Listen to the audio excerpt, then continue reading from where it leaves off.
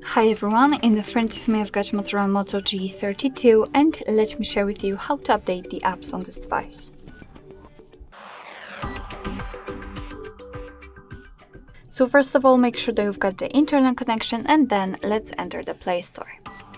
Of course, if you don't have basically your Google account added to the device, you will have to do it right now. You will have to sign in and then simply tap on the circle, which is your account. Then manage apps and device and tap on manage.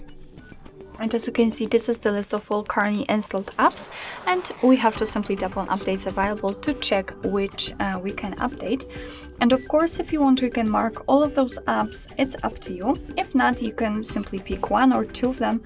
So let me pick maybe Google Chrome and the Gmail. After marking them, simply tap on this update icon in the right upper corner, and as you can see, your device will right now download the updates, and after that it will also automatically apply them, so you don't really have to do anything more, just wait patiently. Alright, so that'll be all. Thank you so much for watching. I hope that this video was helpful, and if it was, please hit the subscribe button and leave the thumbs up.